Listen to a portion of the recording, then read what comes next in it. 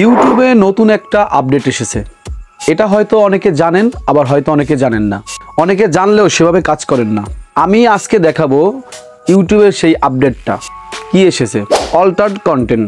আপনি যখন video upload করতে যাবেন, আপনি যেমন টাইটেল, ডিসক্রিপশন ব্যবহার করেন, নিচে একটু স্ক্রল করলে দেখতে পাবেন অল্টার্ড কন্টেন্ট। এটার ভিতরে যখন আপনি ক্লিক করবেন তখন দুইটা অপশন আসবে, একটা ইয়েস আর একটা নো। এখন আপনি কোনটা ব্যবহার করবেন এই সম্পর্কে জানতে হলে ভিডিওটা দেখতে থাকুন। চলুন ভিডিওটা শুরু করা যাক। ইউটিউবের নতুন যে আপডেটটা এসেছে সেটা হচ্ছে অল্টার্ড কন্টেন্ট। এটার কাজ হচ্ছে, আপনি ভিডিও বানালেন, আপনি একটা ভিডিও তৈরি করলেন, ভিডিওতে যারা এআই ব্যবহার করেন, যেমন এআই দিয়ে ভয়েস ওভার দেন এবং এআই পিকচার ব্যবহার করেন। আমরা অনেকে আছি যে নিজের ভয়েস দিয়ে ভিডিও করি না, সেই ক্ষেত্রে কি ব্যবহার করি, আমাদের স্ক্রিপ্টগুলো লিখে তারপর এআই দিয়ে সেই ভয়েস ওভারটা দেই। যারা এআই দিয়ে ভয়েস ওভার দেন তারা ওইখানে ইয়েস অপশনটা ব্যবহার করবেন। কেন? কারণ ইউটিউব তার দর্শকদেরকে দেখাতে চায় আপনি যে ভিডিওটা তৈরি করলেন এআই ব্যবহার করেছেন কিনা, এটা দর্শকদের কাছে ইউটিউব পৌঁছাতে চায়। অনেকে আছে ফেস দেখাতে চায় না এবং ভয়েস ওভারও করতে চায় না, তারা শুধু স্ক্রিপ্টটা লিখবে এবং এআই টুল ব্যবহার করে, তারা ওই ক্ষেত্রে ইয়েস দিবেন।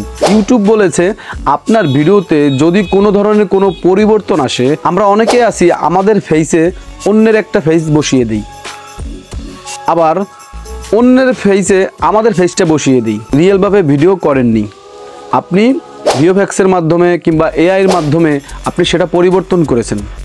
যারা এই ধরনের ভিডিও করেন তারা অবশ্যই ওখানে ইয়েস অপশন চালু করবেন। যারা নিজের অরিজিনাল ভিডিও তৈরি করেন, যাতে কোনো ধরনের কোনো এআই টুল ব্যবহার করেন না, তারা নো অপশনটা সিলেক্ট করবেন। আবার অনেকে মনে করি এটা ব্যবহার করলে কি হবে, এটা ব্যবহার না করলেই বা কি। এখন হয়তো আপনার কোনো সমস্যা হবে না, কিন্তু এটা তো ভাই ইউটিউবের পক্ষ থেকেই এই আপডেটটা নিয়ে এসেছে।